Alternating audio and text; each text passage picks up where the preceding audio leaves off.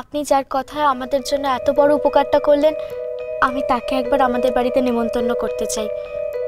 তা কোথায় আপনার মেয়ে? বিদেশে। বিদেশে? বাবা, পালিতা মেয়ে হয়ে সে বিদেশে চলে গেল, আর আমি কলকাতার বাইরেও পা রাখতে পারলাম না। আসলে কি জানেন তো, রাস্তা থেকে এসে মাথা গোজার ঠাইটুকু ছাড়া আমি আর কিছুই পাইনি ওখান থেকে।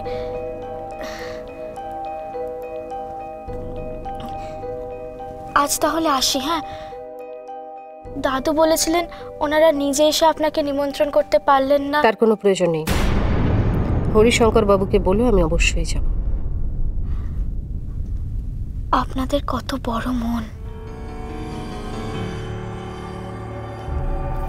আসি। হ্যাঁ,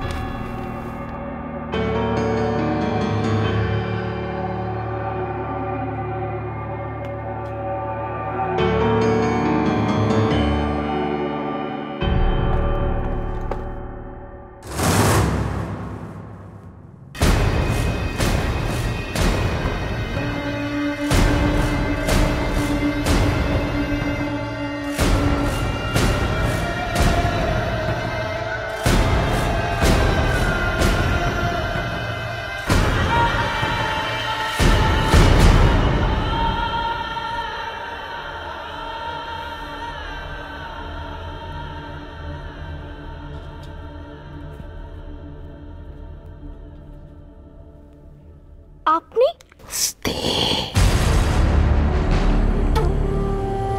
এটাই আমার বাড়ি, আমি এই বাড়িতেই থাকি। আপনিও এই বাড়িতেই থাকেন?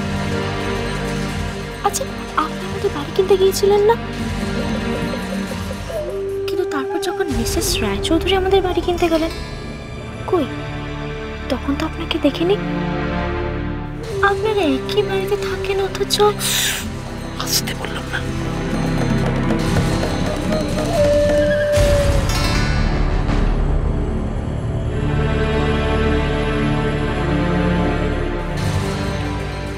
শোনো ফুলকি, ফুলকি, শোনো, তোমার সাথে জরুরি কিছু কথা আছে, কিন্তু কথাগুলো এখানে বলা সম্ভব নয়। আমরা বাইরে কোথাও দেখা করে কথা বলতে পারি না? কথাগুলো বলা খুব দরকার, খুব জরুরি।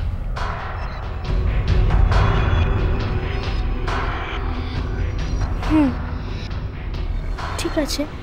আমি তো কলেজে পড়ি, আপনি বরং সেখানে এসে আমার সঙ্গে যোগাযোগ করতে পারেন। কলেজ? ঠিক আছে, ওখানেই দেখা হবে।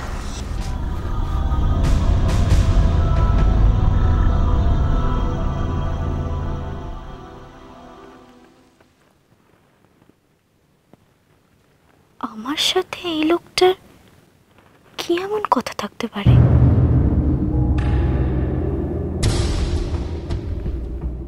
আরে, ফোন নাম্বারটাই তো নেওয়া হলো না।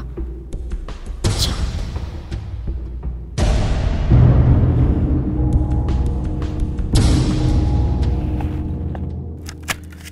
কি হচ্ছে বলো তো? কি না, এদিকে ফেরো বলছি, ওষুধটা খেতে হবে তো। এরকম করে না প্রতিমা। প্রতিমা, তাকাও এদিকে, তাকাও। জোর করো না, তবে এখন ওষুধ খাবো না। কি বলতো? মেজ বৌদি, ওষুধটা খেয়ে নাও। ওষুধটা না খেলে কিন্তু তুমি খুব ভুল করবে। ওদিকে ফুলকি গেছে মিসেস রায়চৌধুরীর বাড়িতে ওনাদের নেমন্তন্ন করতে। তারা যদি আসতে রাজি হন আর তুমি যদি ততক্ষণ ওষুধটা না খেয়ে আরো অসুস্থ হয়ে পড়ো, তাহলে তুমি যে এত করে ওনার মেয়েকে দেখতে চাইছো, দেখতে পারবে বলো তো? ওষুধটা খেয়ে নাও, আমি জল দিচ্ছি।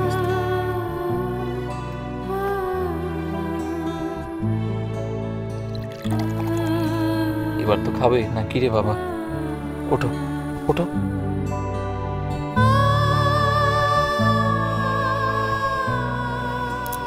আমি ধরছি, এসো। জলটা দে তো, অতীশ। না, না, ধর ধর। হ্যাঁ, জল খা। শো আস্তে আস্তে পার শো। উফ, ওষুধ খাওয়ানো তো নয় তোমাকে।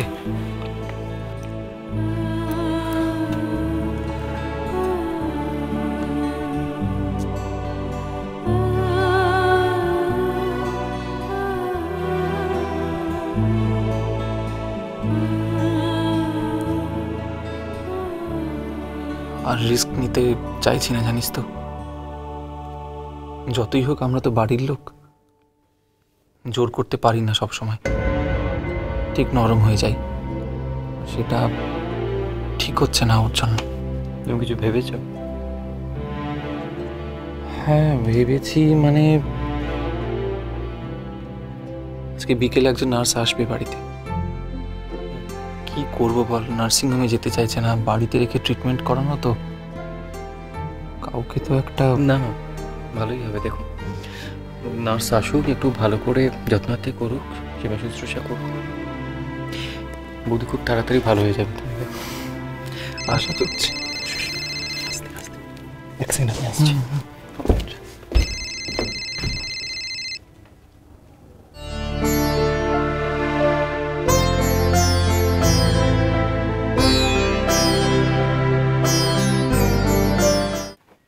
ছি, অদ্ভুত মেয়েটা। ছি ছি ছি ছি ছি, এইরকম একটা মেয়েকে নিয়ে ঝিলিকের বাবা মা বাঁচেন, আর ঝিলিককে ওনারা মেনে নেন। আর জানেনই তো আমি ও বাড়িতে পালিতা মেয়ে, কিন্তু দেখুন কোথায় আপনার পালিতা মেয়ে আর কোথায় আমি। আমার কপালে একটা ভালো জামা কাপড়ও জোটে না। ছি, একটা মেয়ে তার বাবা মা সম্বন্ধে যদি বাইরের মানুষের সামনে এই ধরনের কথা বলে, তাহলে সামনাসামনি মানুষগুলোকে কি করে? এই মেয়েটার কাছে থাকলে ঝিলিকের মা কোনোদিন সুস্থ হবে না, কোনোদিনই হবে না। আর আমার ঝিলিক সারাক্ষণ ভাবছে ওর মাকে কি করে সুস্থ রাখা যায়, ওর মাকে কি করে ভালো রাখা যায়।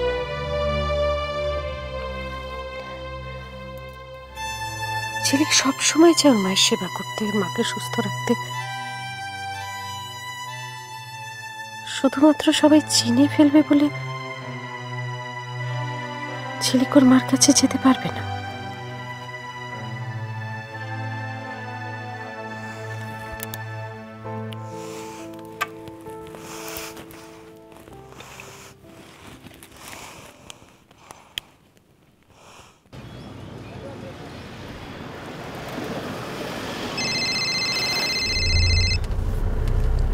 হ্যাঁ মনি বলো।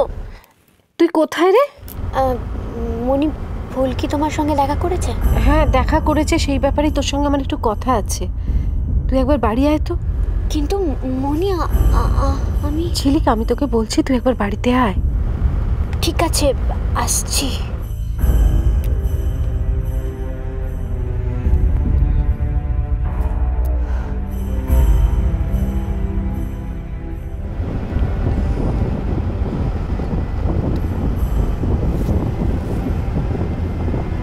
ড্রাইভার কাকু তুমি গাড়ি ঘোরাও, আমি বাড়ি যাব।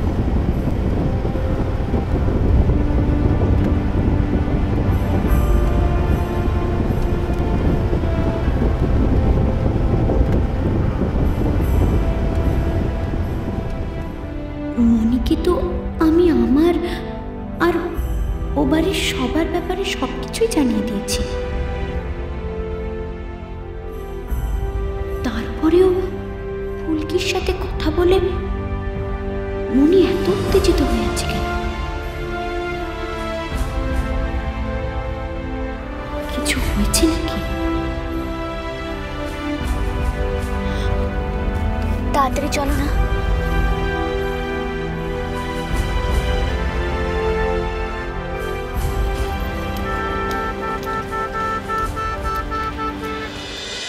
তোমায় ছাড়া ঘুম আসে